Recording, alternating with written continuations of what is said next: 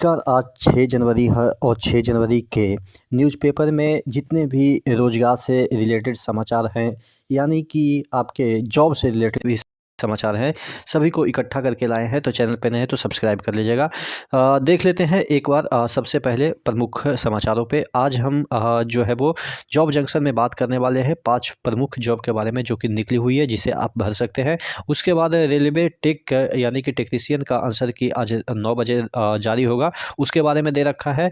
उसके बाद सिपाही भर्ती में 67 पर फर्जीवाड़े केस दर्ज, इस पे एक आर्टिकल है। और उसके बाद बीपीएससी में पीटी परीक्षा जो है वो रद्द करने के लिए सुप्रीम कोर्ट में याचिका दायर की गई है, उससे रिलेटेड न्यूज़ है। चैनल को जरूर सब्सक्राइब कर लीजिए। डिटेल में हम अभी देख लेते हैं एक एक न्यूज़ को। चलिए, सबसे पहले जॉब जंक्शन की हम बात कर ले तो यहाँ पे आपको 167 पदों के लिए आरएमएल हॉस्पिटल की तरफ से सीनियर रेजिडेंट पदों के लिए वैकेंसी निकली हुई है। 35 साल मैक्सिमम एज रखा गया है। कैंडिडेट के पास एमबीबीएस की डिग्री होना अनिवार्य है और मेडिकल में पीजी डिग्री डिप्लोमा होना चाहिए। सिलेक्शन जो है वो कैंडिडेट का सिलेक्शन रिटन टेस्ट और के बेसिस पे किया जाएगा। लास्ट डेट आपके 15/1/2025 रखा गया है। इसके वेबसाइट पे जाकर चेक कर सकते हैं। उसके बाद 48 पदों के लिए इंडियन कोस्ट गार्ड में वैकेंसी निकली हुई है। असिस्टेंट व अन्य पदों के लिए 56 साल मैक्सिमम एज रखा गया है। कैंडिडेट के पास रिलेवेंट डिसिप्लिन में ग्रेजुएशन की डिग्री होनी चाहिए। डिटेल के लिए नोटिफिकेशन चेक कर ले। कैंडिडेट का सिलेक्शन रिटन टेस्ट के बेसिस पे होगा। लास्ट डेट आपके 18/2/2025 है। फिर 25 पदों के लिए पावर ग्रिड की तरफ से निकली हुई है वैकेंसी। कंपनी सेक्रेटरी प्रोफाइल के लिए 29 साल मैक्सिमम एज रखा गया है। कैंडिडेट के पास institute of company secretaries of India में एसोसिएट मेंबर होने चाहिए। डिटेल के लिए नोटिफिकेशन चेक कर ले। कैंडिडेट के सिलेक्शन इंटरव्यू के बेसिस पे होगा। उसके बाद यहाँ पे लास्ट डेट इसका 16/1/2025 रखा गया है। 11 पदों के लिए आरबीआई जूनियर इंजीनियर की वैकेंसी निकली हुई है। यहाँ पे आपको 30 साल मैक्सिमम एज रखा गया है। कैंडिडेट के पास रिलेवेंट ट्रेड में इंजीनियरिंग की डिग्री डिप्लोमा होना चाहिए। डिटेल के लिए नोटिफिकेशन जरूर चेक कर लें। सिलेक्शन का प्रोसेस की हम बात करें, कैंडिडेट का सिलेक्शन ऑनलाइन टेस्ट के बेसिस पे किया जाएगा। 20/1/2025 इसका लास्ट डेट है और rbi.org.in पे जाके आप डिटेल चेक कर सकते हैं। तो ये था आज के जॉब जंक्शन में कुछ जॉब के बारे में जो कि आप अप्लाई कर सकते हैं। अगली खबर की ओर बढ़ते हैं जो कि रेलवे से रिलेटेड है। रेलवे में टेक आंसर की आज होगा जारी।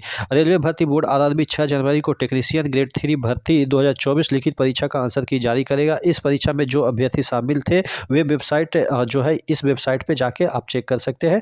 dgalm.com पे जाके आप चेक कर सकते हैं। 9 बजे से ये चालू हो जाएगा।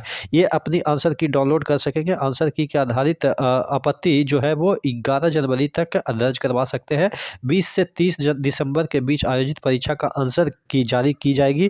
आरआरबी टेक्नीशियन ग्रेड 3 से पहले रेलवे भर्ती बोर्ड टेक्नीशियन ग्रेड 1 की उत्तर कुंजी जारी कर चुका है। आपत्ति करने का शुल्क जो है वो 50 रुपये प्रति सवाल है, जिसका भुगतान अभ्यर्थी ऑनलाइन करना होगा। तो देखते हैं कि आज क्या होता है और इस पे कट ऑफ पे भी वीडियो बनाया जाएगा कि कितना आज के आंसर की के अकॉर्डिंग आपका कट ऑफ जाएगा। डिटेल के लिए आप जो मेरा ओरिजिनल एक और जो हमारा है टेलीग्राम चैनल भी जुड़ जाएगा। स्टडी विथ ईआर मनीष नाम का टेलीग्राम चैनल नीचे डिस्क्रिप्शन बॉक्स में लिंक दे देंगे। और दूसरा जो यूट्यूब चैनल है स्टडी विथ ईआर मनीष, उसको भी ज्वाइन कर लीजिएगा। चलिए अगली खबर की ओर बढ़ते हैं। अगली खबर जो है वो सिपाही भर्ती से है। सिपाही भर्ती में अब तक 67 पर फर्जीवाड़े का केस हुआ है। देखिएगा, सिपाही भर्ती में बहुत सारे ऐसे लोग पकड़े जा रहे हैं कि जो कि फर्जी तरीके से अन्य बच्चों को घुसा रहे हैं, यानी कि दूसरे के बदले दूसरे एग्जाम देने जा रहे हैं। यहाँ पे देखिएगा लिखा हुआ है, सिपाही भर्ती शारीरिक जांच परीक्षा में अब तक 32 अभ्यर्थियों को पुलिस गिरफ्तार कर चुके हैं। फर्जीवाड़े के आरोप में पकड़े गए अभ्यर्थियों सहित करीब 67 बिचौलियों और स्कॉलर पे केस दर्ज हुआ है। शारीरिक जाँच परीक्षा में और अभ्यर्थी के पकड़े जाने की संभावना है। दरअसल बिहार पुलिस में बहाली चल रही है। लिखित परीक्षा पास करने के लिए बिचौलिए के माध्यम से स्कॉलर ने अभ्यर्थियों के स्थान पर बैठकर परीक्षा दी थी। इसके लिए 2 लाख से 10 लाख तक का बिचौलियों ने अभ्यर्थियों से सौदा किया था। केंद्र पर परीक्षा शुरू होने से पहले अभ्यर्थी अंदर जाकर अपना फोटो खिंचवाकर बाहर निकल गए थे। इसके साथ स्थान पर स्कॉलर ने परीक्षा दी थी। उस समय स्कॉलर का ही अंगूठे का निशान और ओएमआर सीट के साथ फोटो खींचा गया था। यानी कि देखिए, पहले तो आप निकल गए, शुरुआत में गए और फोटो खिंचा के निकल गए, लेकिन एक बार क्या होता है, बीच में जाते हैं, बीच में आता है वो जो इन्विजिलेटर के साथ है फोटो खींचने वाला और अपना ओएमआर के साथ फोटो खिंचवाता है, तो उस समय आप कहाँ जाइएगा। तो उसकी वजह से यहाँ पे पकड़े जा रहे हैं। आप देख सकते हैं इसमें दे रखा है शारीरिक जांच में पकड़े गए जा रहे हैं फर्जी अभ्यर्थी। सिपाही बहाली के लिए पटना में पिछले माह से अभ्यर्थियों की शारीरिक जांच चल रही है। इसमें फर्जी अभ्यर्थी पकड़े जा रहे हैं। अंगूठे का निशान और फोटो नहीं मिलने से पुलिस उन्हें गिरफ्तार कर रही है। पूछताछ के दौरान गिरफ्तार अभ्यर्थी ने बताया कि लिखित परीक्षा में उसके स्थान पर बिचौलियों की मदद से स्कॉलर ने परीक्षा दी थी। इसके बीच बिचौलियों ने 50,000 रुपये से लेकर 1,00,000 रुपये अग्रिम भी लिए थे। नौकरी लगने के बाद उन्हें शेष राशि देनी थी। वहीं शारीरिक जांच परीक्षा को पास कराने के लिए भी कई स्कॉलर ने 1.5 से 3 लाख बिचौलियों के माध्यम से लिए हैं। तो काफ़ी बुरी स्थिति है। जिस तरीके से स्कॉलर बैठ के दूसरे के बदले परीक्षा दे रहे हैं और दूसरे के बदले ये शारीरिक दक्षता परीक्षा भी दे रहे हैं।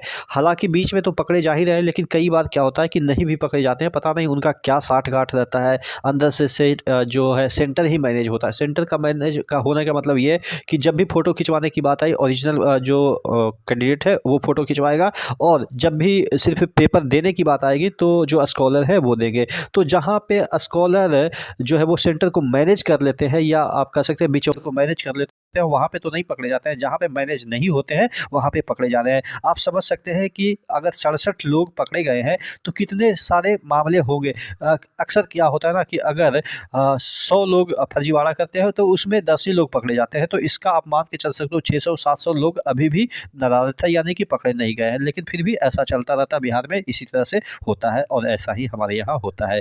चलिए अगली खबर की ओर बढ़ते हैं। बीपीएससी पीटी रद्द कराने के लिए सुप्रीम कोर्ट में याचिका दायर कर दी गई है। कल कल या रात को ही जो पीके हैं, जो यानी कि प्रशांत किशोर हैं, उनको पुलिस है वो उठा के ले गई है। वहाँ जो प्रदर्शन कर रहे थे गांधी जी के मूर्ति के नीचे, तो वहाँ से उनको उठा के ले गई है, जबरन अनशन तोड़वा रही है, एम्स वगैरह ले गई है, पता नहीं क्या कर रही है। लेकिन फिलहाल उसी बीच यहाँ पे सुप्रीम कोर्ट में याचिका भी दायर कर दी गई है। बिहार लोक सेवा आयोग की ओर से प्रारंभिक परीक्षा का मामला सुप्रीम कोर्ट पहुँच गया है। कोर्ट में शनिवार को याचिका दाखिल कर 13 दिसंबर को आयोजित परीक्षा में बड़े पैमाने पर अनियमितता का आरोप लगाते हुए इसे रद्द करने की मांग की गई है। सुप्रीम कोर्ट में इस मामले पर मंगलवार को सुनवाई हो सकती है।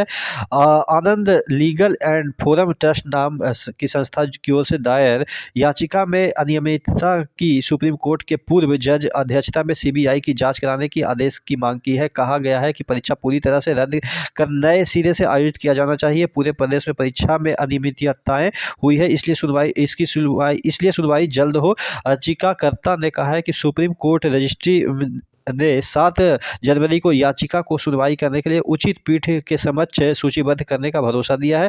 बिहार लोक सेवा आयोग ने 13 दिसंबर 2024 को बीपीएससी संयुक्त पीटी परीक्षा आयोजित की थी। इस परीक्षा का प्रश्न पत्र लीक होने का आरोप लगाते हुए सैकड़ों प्रतियोगी छात्रों ने पटना के बापू परीक्षा केंद्र में संचालित परीक्षा का बहिष्कार किया था। इसके बाद आयोग ने 12,000 प्रतिभागियों के लिए दोबारा से परीक्षा आयोजित करने के आदेश दिया था। इस आदेश के तहत आयोग ने 4 जनवरी को नए सिरे से परीक्षा आयोजित की थी।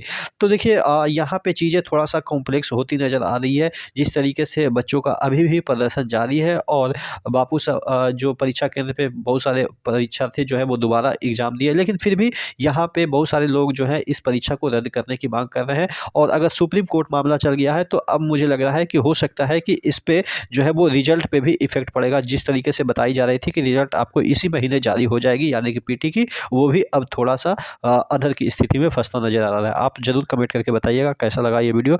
नेक्स्ट वीडियो मिलते हैं, तब तक के लिए जय हिंद।